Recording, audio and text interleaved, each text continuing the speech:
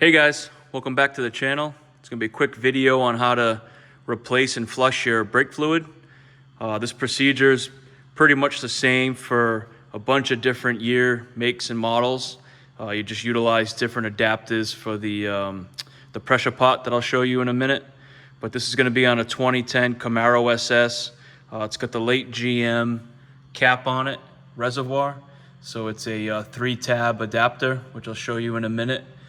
That's going to work for many GM vehicles, late model GM vehicles. The procedure will be exactly the same. This is the 2010 Camaro SS that's been documented on this channel. There's a bunch of videos from beginning to end. I basically took an L99, bone stock L99 Camaro SS, and we were able to double the horsepower. So if that interests you, please check those videos out. But we'll get into this. All right, so some of the tools you're gonna need is a power bleeder. This is a Motive Products power bleeder. It's pretty affordable. The part number for this 3-tab late model GM is 0108-MTV. And the reason it's a 3-tab is this is the cap off the reservoir. If you look underneath, you'll see 3 tabs. And then the adapter for the pot itself has those same 3 tabs. So this will lock onto the reservoir and seal. So the kit comes with the adapter. Here's the, this is where the union is that you'd break to switch adapters. So you can use this pressure pot for a bunch of different vehicles. You're also gonna need a gallon of brake fluid. You're gonna need something to catch the brake fluid that you're squeezing out of the system. So I've had this bottle for forever. I would use this when I bleed brakes by myself, and if you can see through the bottle, you can see the hose in there. When that's submerged in brake fluid, if you were to have the valve open and the brake pedal, you would release the brake pedal before the valve was closed. You're not going to suck air in, you'll just suck fluid back into the system. So it's a cheap insurance. You'll need a wrench for the bleeder itself, and then obviously get your wheels off, get the key for the lugs. And the kit also comes with a spare rubber washer or seal for that adapter. Just one more thing on the power bleeder. There's a bunch of different products out there. There's some really cheap units up to high grade units that, I mean, are overkill for what we're doing, DIY. But the amount of money you're gonna save the first time you do this job compared to having a shop do it, buy a decent tool, buy a decent power bleeder. I would say the Motive Products is above mid-grade. It's a good unit. I don't have any sponsorship or anything like that. I'm just saying to don't cheap out. At the end, you're still going to save money, and you want to have a decent tool that you can use over and over again. All right, so why are we doing this? I believe this car has never had its brake fluid changed, and last year in Thompson, I could feel the brake fade. And just visually looking inside, which is not a really good indicator by color of how much moisture is in the line, but I could tell that it's probably original. So what happens is your brake fluid is hydroscopic. When you open a bottle of brake fluid, it goes bad almost immediately. The moisture in the air starts finding its way into the fluid almost immediately.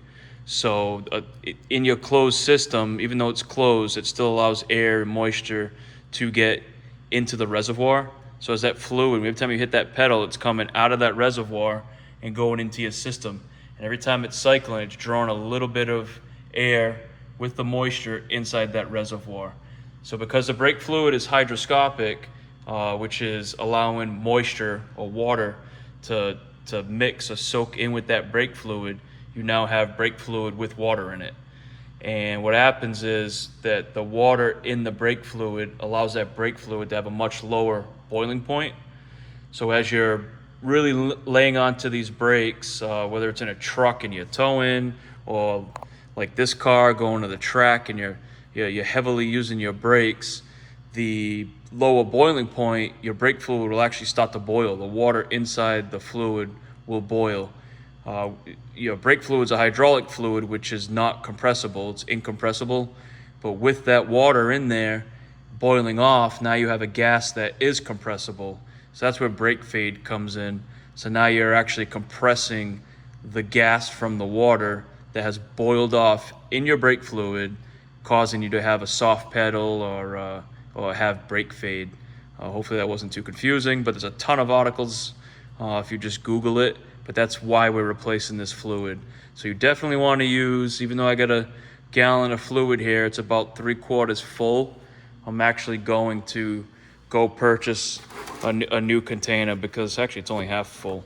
I'm going to purchase a brand new container so that going through this whole process, really flushing this out, and I want to make sure I have good fluid in there.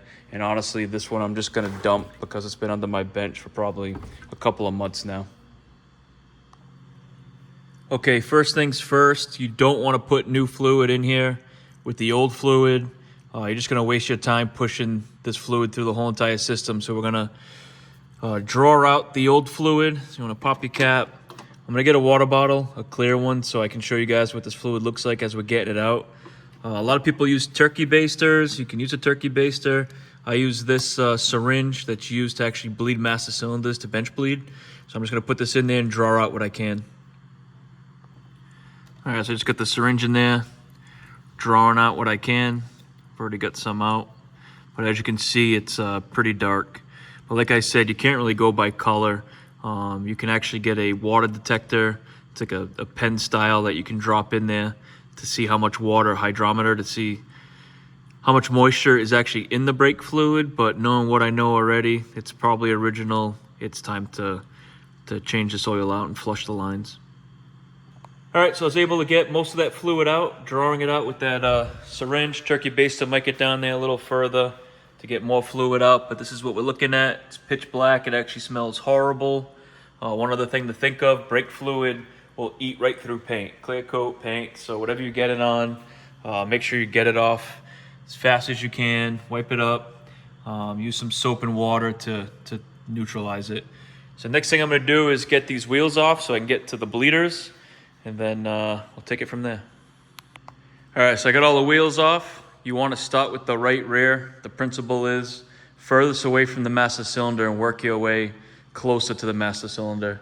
So we're going to go right rear, then right front and left front. The majority of the fluid is going to be flushed through the right rear. So you're going to end up doing all the hard lines all the way back into the caliper. If you look, these are on this Camaro anyway, this dual piston, both sides. You'll see there's two caps. Pull these caps up, that's one bleeder, and this is the second bleeder. So like an Avalanche or a Tahoe, Silverado, you're only gonna have one bleeder, but there's pistons on both sides of this caliper that squeeze against the rotor, not just one side. So if you look, that hose will go into that side of the caliper. And then there's a crossover line right here from this side of the caliper to this side. So this guy right here is our furthest bleeder away. So I'm going to bleed that one first. So it'll bleed all the way around to this side of the caliper, and then I'll grab whatever's left on this side, get that out, and I'm going to do that in all four corners. But we're going to get our bottle hooked up for our recovery so we don't make a mess. I'm going to put that rubber line on there into that container, and we'll get our pressure pot hooked up. We got our wrench on the bleeder. We got our hose pressed onto the bleeder to our container so that we can recover this fluid and not make a mess. There's many ways to do this. You can hook a hose up right into a bucket, a drain pan, whatever it is. I just happen to have this this setup handy, and I got it propped up on the cooler so I'm not putting any strain on this line when I'm opening and closing this valve so it doesn't pop off and make a mess. So let's get the pressure pot hooked up. All right, so I got the pressure pot about half full, a little more than half full. We got the cap on. And we can start pumping this guy up to about 15 pounds and check for leaks. All right, and we're there, 15 pounds. We'll lock that handle down, check for leaks. Looking good. I would stuff a rag under there just in case if you do develop a leak, so you don't take the paint off your indefender well. Yeah, we're looking good. So we got 15 pounds in the pot. It's holding. So now we're gonna go out back to the right rear and crack that bleeder. on the right rear caliper. All right, so we're ready to open this bleeder.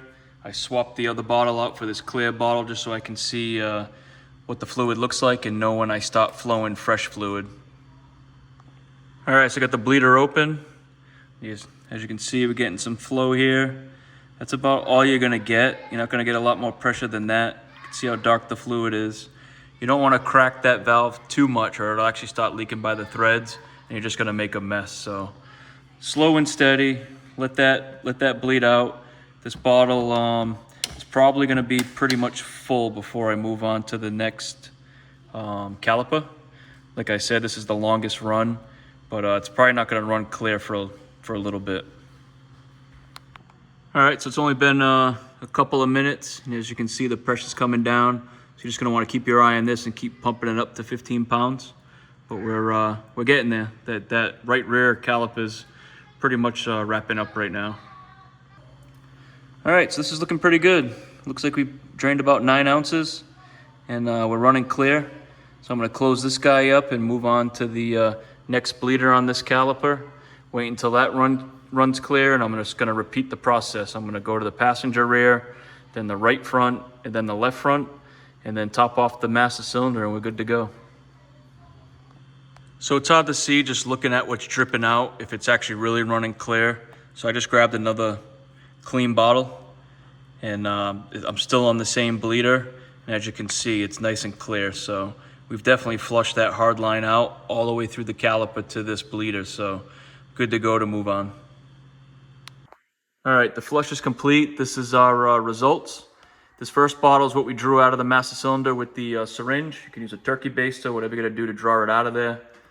This bigger bottle in this bottle is the same as this one filled up and it was about to overflow. I just poured it in here. I like using the crystal clear bottle just so I can see when it starts to get clear. So when it starts running clear, I use this bottle on the side of it as a sanity check. So I would take the hose out, put it in here just to make sure it was running clear before I closed the bleeder and moved on to the next one. So I did that all 4 corners. This car has 2 bleeders per caliper. So I hit all of them all the way around, all 8 bleeders.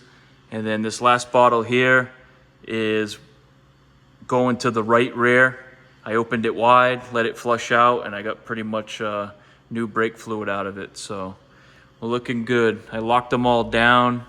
Going around right now, hitting it with brake cleaner and then compressed air on all the bleeders. You want to make sure they're nice and clean. If you develop a leak or you have a weeper, you'll be able to spot it right away if it's nice and dry. So I'm going to do that to all 8 bleeders, get these wheels on. I'll pump up the brakes, make sure I have no leaks, take it for a ride, and that'll be a wrap. The pressure pot, I'm ready to unhook this. As you can see, I just got a little bit of brake fluid left.